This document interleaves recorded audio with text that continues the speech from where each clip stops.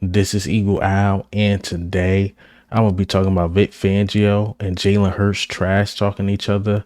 Also, AJ Brown and Saquon Barkley working on some stuff at the line of scrimmage. Oh, those two lined up together, man, different dynamic. Lastly, Cooper Dejean making plays, but let's get straight into it. All right, so before we get straight into it, you seen the guys last night? Did you see AJ Brown and Devontae Smith spotted at the Celtics game? Hearing that was a lot of Eagles players there. I think Brandon Graham was there, Jalen Hurts, Laurie, Howie Roseman. Man, I mean, it was Eagles deep in there. Eagles were deep at the Celtics game. I know they put out like a reel who's going to win between the Mavs and the Celtics. So I'm assuming they probably took like a private plane, took a lot of the players to the Celtics game. I think Big Play Slay was there. So it was a lot of Eagles were there. It was a lot of them. So as I seen, the Celtics was up by like 20. Not sure what's happening as I made this video. And I got to talk about Quinyon Mitchell. Quinyon Mitchell spoke to the media, and you know the questions was going to come. Yo, why about AJ Brown routes being trash? But let me play the clip. What made the route trash? I mean, it was actually a good route, I finally got the rep against AJ, so I want to talk a little trash to him, but it was a good route. Is that something that you'll do on occasion? Talk a little trash? Yeah, I talk a little trash, just push my teammates, compete, when I get that chance and that opportunity. So just going out and just grinding out good days. You see, Quinyon said like the route wasn't trash, He lined up against him. Sound like he was just trying to get in his head, but it's all friendly competition. I love it. I love that the Rook is talking to AJ Brown. We're talking about an all pro like this and really trying to get in his head and see what he got. I mean, Quinyon Mitchell ain't no small guy either. AJ Brown's not no small guy either. So those two just matching up will only get Quinyon better, who I believe will be the future cornerback of this team. And obviously AJ Brown's here for the foreseeable future. So it's good to hear them two banter back and forth. And why I got it on trash talking, Hurts and Fangio. Hurts and Fangio going back and forth. And this is what Hurts had to say. Yeah, no, yeah, he talk a little trash sometimes, and I enjoy that, but I always remind him, against him. So,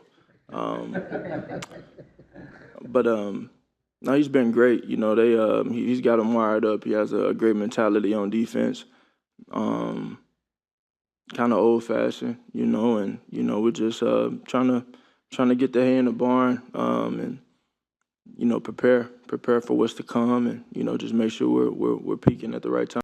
Remind them, Hurts. I'm 2-0 against you, bro. Like, you gotta pipe down, pause, pipe down. I'm 2-0 against you, and Jalen Hurts, like, it's all fun and games, Them two going back and forth, and it's only going to make Hurts better, and it's only going to make Fangio better. So I like the trash talking that's been going on with the team, to be honest. All right, so let's get into the camp notes. All right, so let's go over the injury report, I should say. So James Bradbury here and dealing with a abdomen injury. Nothing serious, but he sat out again. Albert O actually sat out as well.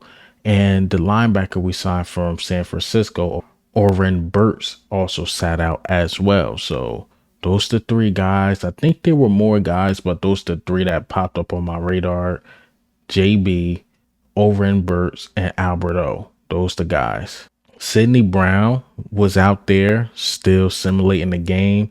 He was spotted running like back and forth down the field. No brace or anything like that. Again, Sidney Brown is making a fast recovery.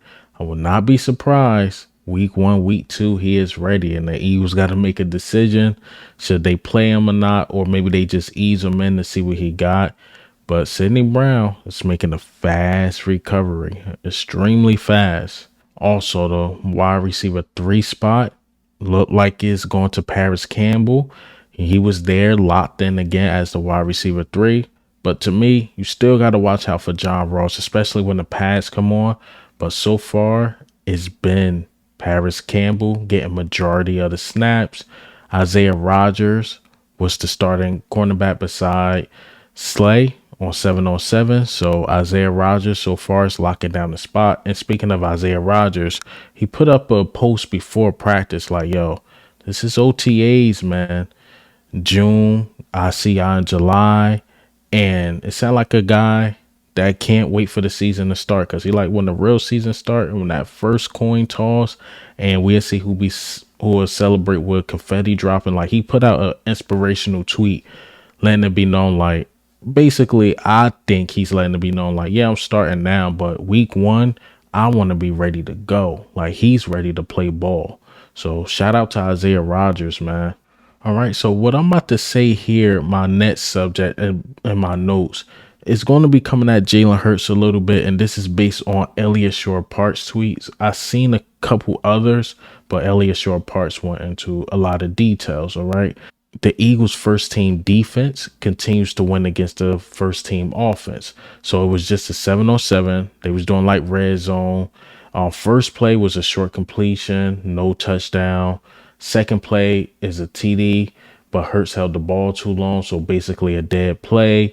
Third play, Hurts held the ball long because nobody was open, so it was not a good 7-on-7 for the offensive side of the ball.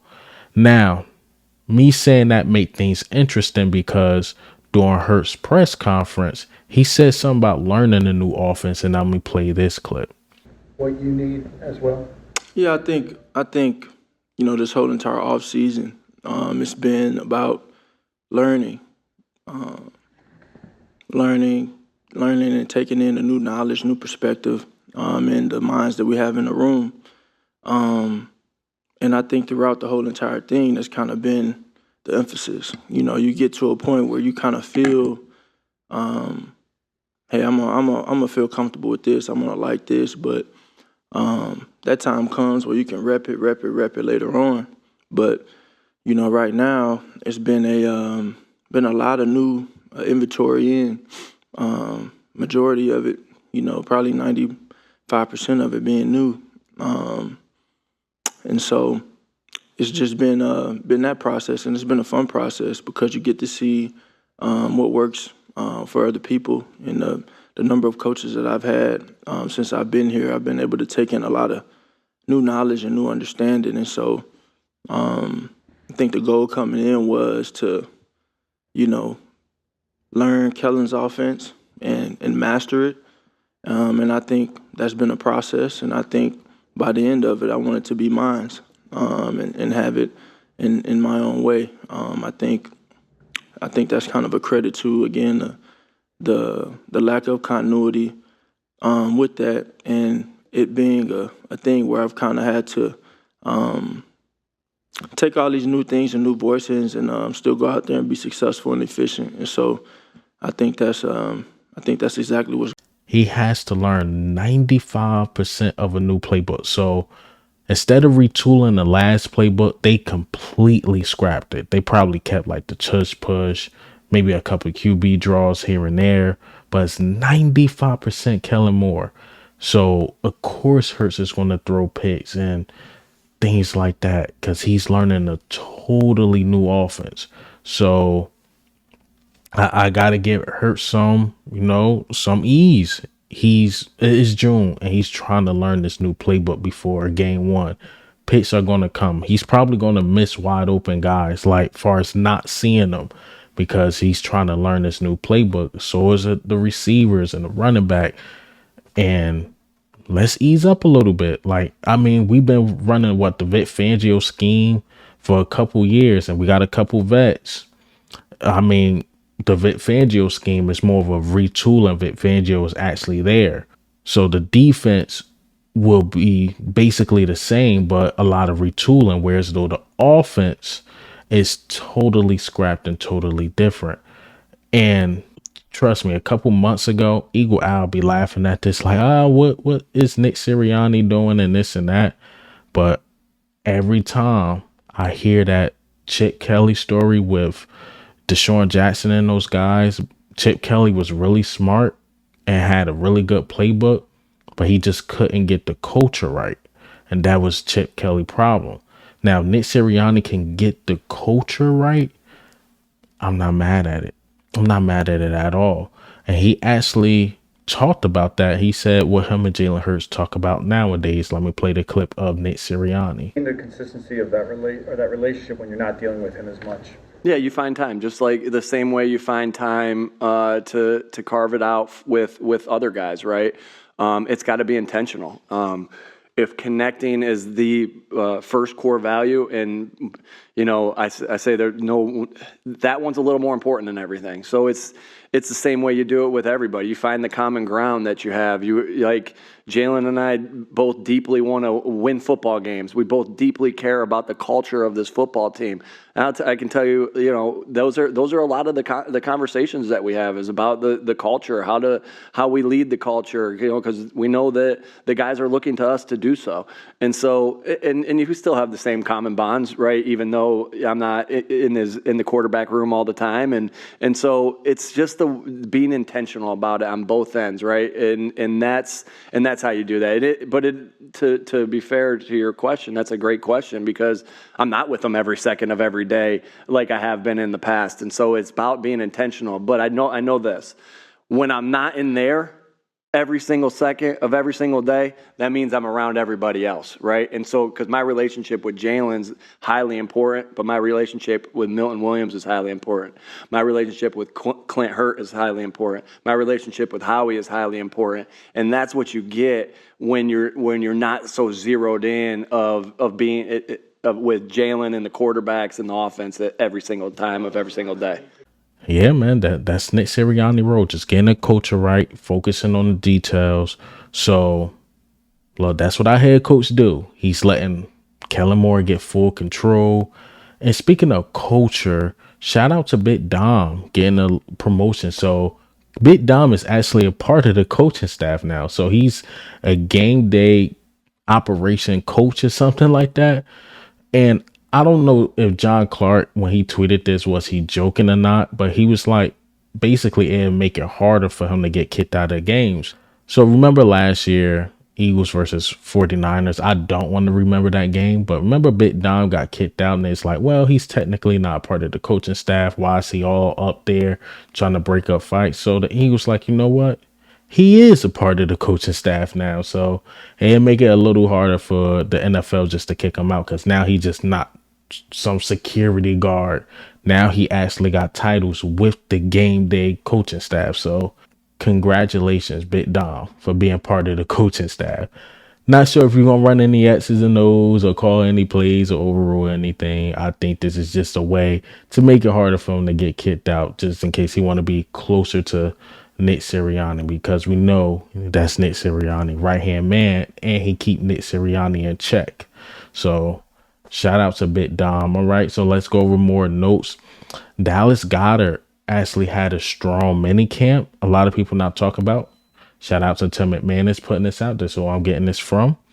He was targeted quite a bit by Jalen Hurts, who looked his way during the red zone drill. So Jalen Hurts was really looking to get Dallas Goedert involved during the red zone drill. So shout out to Dallas Goedert, and he had a good day. Definitely had a good day. Tanner McKee, didn't talk about him too much, but he had a good day as well. So on 7-on-7s, he went 2 of 3 with 2 touchdowns. Almost had 3. Hit Anaya Smith with a really nice pass in the back of the end zone, but the refs called it out of bounds. So it was a really nice catch by Anaya Smith, a really nice throw by Tanner McKee, but I guess Anaya Smith's foot was just a little out. So Tanner McKee could have definitely went 3 for 3, but it is what it is. Also, Saquon Barkley and A.J. Brown, they was working on some moves at the line of scrimmage, them two lining up together. Man, oh man, you know how dangerous that is in a good way?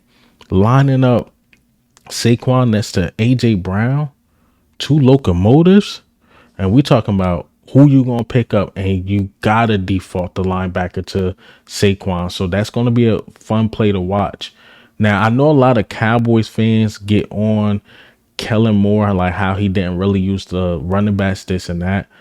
But Saquon is totally different from Zeke. Zeke was like you gotta give him the ball, feed him, feed him, feed him. Now Saquon, you can feed him that way, but you can also use him as a weapon, as a wide receiver as well. So it's going to be fun how the Eagles use Saquon in that role, lined up next to Smitty, lined up next to AJ Brown, but they was actually working on something. So that's interesting to watch. Now 11 on 11 drills, defense still kicking up. Josh Sweat gets a sack on Jalen Hurts. So again, the defense is just ahead. The offensive line had a really bad day. Really bad day. Josh Sweat was getting off. Jalen Carter was getting off.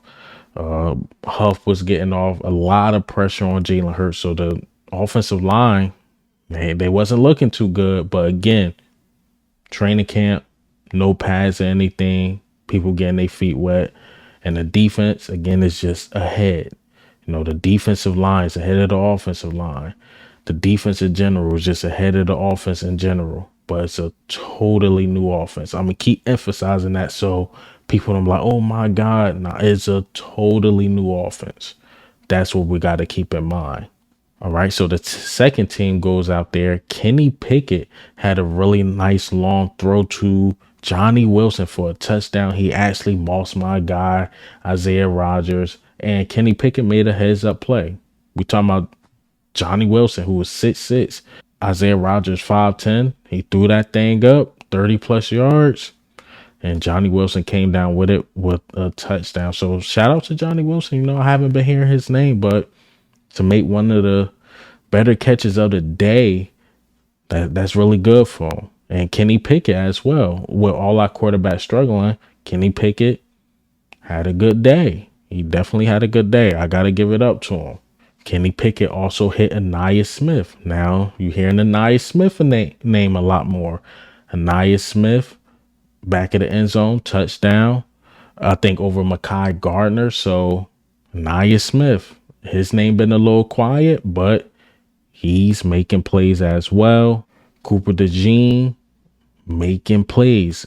It was a ball going to Shaquan Davis, and Cooper Dejean punched it out and caused a PBU. After that play, that really concluded. The defense did a lot, worked the offense for sure. And even after that play, remember how I talked about in my last video, Cooper Dejean and CJ Gardner-Johnson? CJ Gardner-Johnson seen that play and bid up his guy. He bid up his guy, Cooper Dejean, like, that's what I'm talking about. That's what I'm talking about. And I'm happy CJ Gardner-Johnson did that. Because CJ Gardner-Johnson is not just a drill sergeant when you do things bad, but he congratulates you when you do things good. So it's good to hear CJ Gardner-Johnson bigging up his guy, bigging up his teammate for making plays out there. And again, like CJ Gardner-Johnson said, I did not come back here to lose and this and that. I came back here to set a tone, a winning culture. And if you're a rookie vet, CJ Gardner-Johnson is on your behind. He's not here to be liked. He's not here to kiss your butt. He's here to be the leader and make sure the team win. And I love it. But that concludes minicamp. Of course, Eagle Owl will be coming out with videos.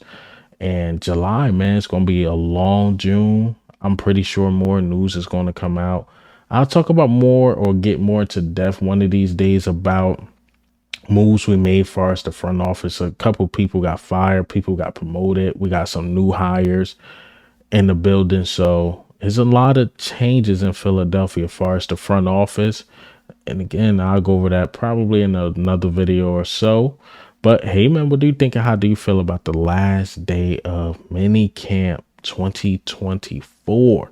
2024, baby. And then next thing you know, training camp. Next thing you know, it's the season. And this is Eagle Owl, man. I'm up.